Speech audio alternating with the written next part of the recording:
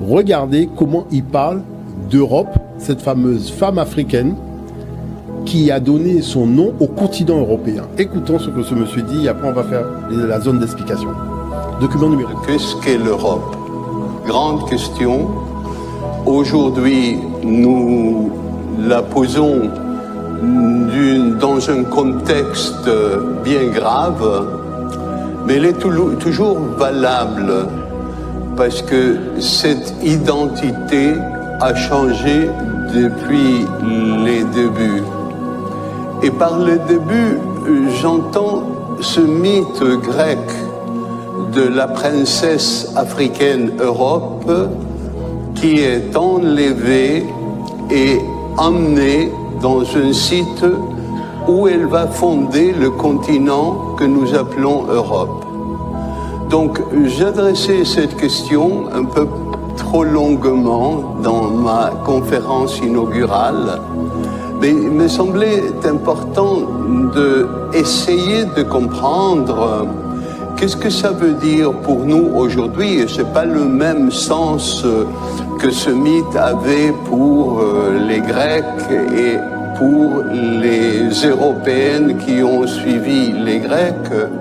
Pour nous aujourd'hui, quel sens peut-il avoir d'être sur un territoire, l'Europe, qui a été fondée par une femme enlevée, une femme violentée, une femme africaine, donc une immigrante, une réfugiée, nous allons voir qu'il y a tout un vocabulaire lié à cette conception. Ah, le plan travaillé depuis la base. Hein. Donc, vous voyez l'affaire. Bon, donc maintenant, la chose, vous voyez comment les gens, à force de falsifier, ils sont dans des problèmes. Donc, vous avez vu, je vous ai montré un document au départ où on vous dit que c'est une phénicienne. Et on part que Cadmos est phénicien, tout le monde est phénicien. Vous voyez, au Collège de France, il y a une intervention d'un spécialiste qui dit que c'est une femme africaine. Et que, alors, maintenant, il faut rentrer dans le fond de l'affaire. Lorsqu'un Européen dit qu'il est européen, c'est-à-dire quand un Blanc dit qu'il est européen, il se rattache à une femme africaine. Et c'est ça qu'ils essayent de cacher, c'est-à-dire c'est ça que les spécialistes essayent de cacher. Donc, moi, j'affronte tout le monde sur ce terrain, il n'y a aucun problème. Premièrement, tout ça remonte aux suppliantes d'Échille. Échille raconte que dans le Péloponnèse, donc en Grèce, le roi d'Argos, Inachos, a une fille qui s'appelle Io, mais qui était aussi une grande prêtresse. Et cette fille, il va y avoir plusieurs versions, donc puisque Hérodote va en parler. Il y a une version très mythologique, elle est enlevée par Zeus, qui tombe amoureux d'elle, et la femme Héra lui envoie un taon, et finalement elle est complètement exaspérée, elle quitte l'Europe et se retrouve en Égypte. Bon, il y a la version des Perses qui disent que ce sont les Phéniciens qui ont enlevé Io lors de leur venue commerciale, et il y a les Phéniciens qui disent non, effectivement nous sommes venus pour faire du commerce, elle est rentrée dans le bateau, mais elle a voulu rester avec les Phéniciens puisqu'elle est tombée amoureuse du capitaine, et c'est comme ça qu'elle s'est retrouvée en Égypte.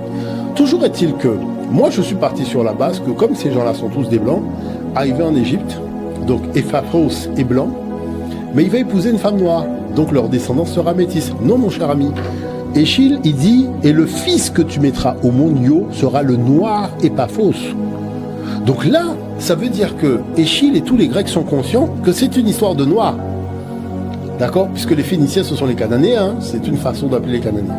Donc, résultat, c'est quoi? C'est que Argos fait partie des Pélages. Et les Pélages, ça vient de Pélagos, qui est, je dirais, l'éponyme des Pélages.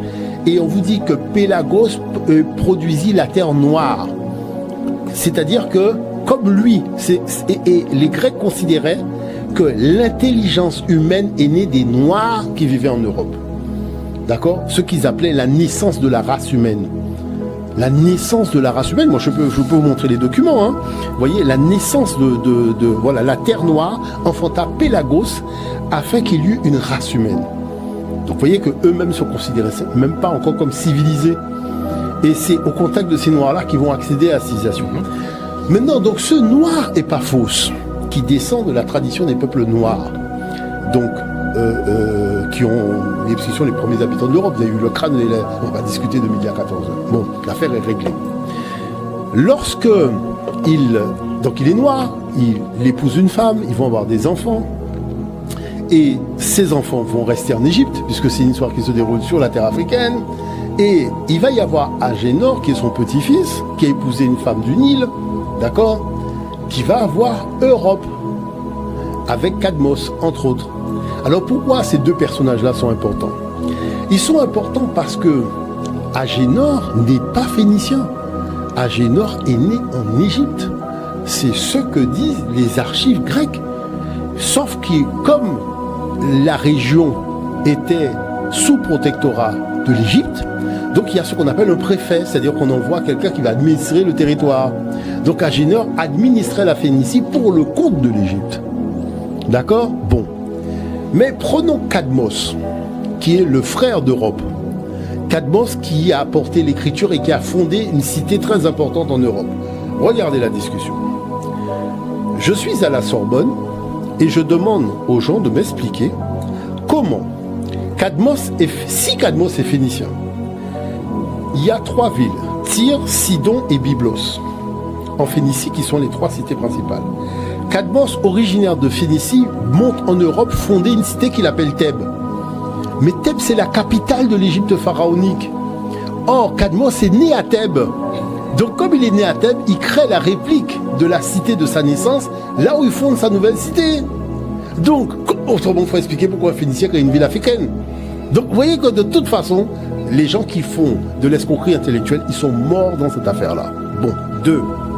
Il n'y a jamais eu de transmission des Phéniciens, donc de Cadmos, de l'écriture aux Grecs. Parce que les Grecs même disent que c'est aux Noirs qui vivaient là que les gens avaient l'habitude de transmettre des connaissances. Et les Noirs qui vivaient en Grèce transmettaient les connaissances, notamment au niveau de l'écrit, aux Noirs qui vivaient en Italie. Et c'est pour ça que je dis, il ne faut pas oublier que les Noirs qui vivaient en Italie, c'est eux qui sont à l'origine de ce qu'on appelle le latin.